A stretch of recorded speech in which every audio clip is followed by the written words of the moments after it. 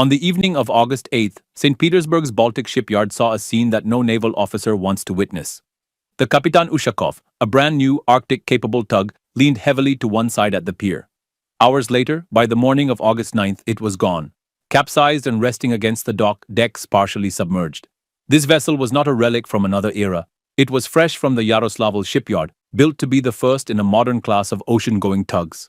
It was designed to tow stranded ships, assist in rescues, fight fires, and operate in light ice conditions. Its destination was the Northern Fleet, a region where support ships are as vital as warships. While emergency crews fought to save it through the night, water in the auxiliary machinery compartments tipped the balance against them. Those compartments are essential. They power pumps, generators, and support systems. Once flooding began there, stopping it would have required more pumping capacity than was available on scene. What makes this more than a shipyard mishap is the strategic role the vessel was supposed to play. The Northern Fleet operates in some of the harshest maritime conditions on Earth. Along the Kola Peninsula and across the Northern Sea Route, tugs like the Kapitan Ushakov provide the safety net for naval operations. Without them, large ships risk being stranded far from repair facilities in dangerous Arctic seas. The loss also highlights the delicate timing of Russia's Arctic expansion.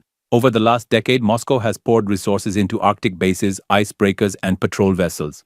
Yet, all these platforms rely on a backbone of auxiliary craft. Losing one before it ever sailed for duty does not alter strategy on paper, but it does complicate execution in practice. Investigators from the Western Interregional Investigative Department for Transport have already opened a criminal case.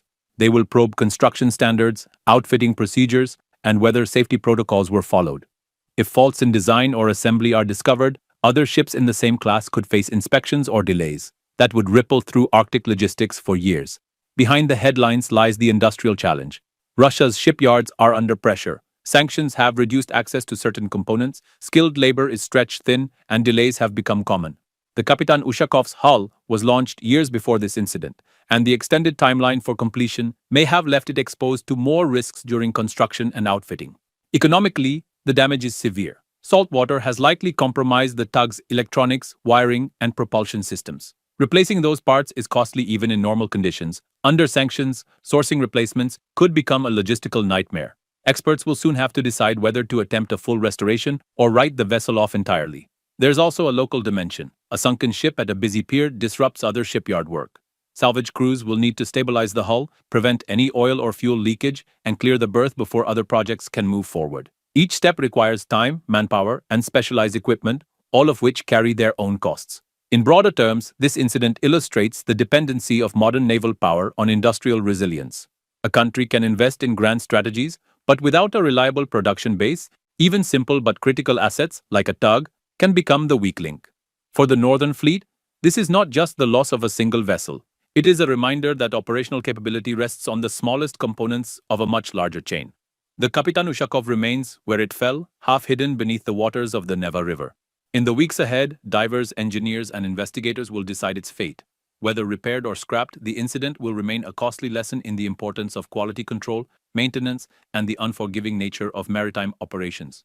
In naval history, warships may win battles, but support vessels keep fleets alive. And in the Arctic, where nature is the greatest adversary, losing a tug before it even sets sail is more than an accident. It's a warning.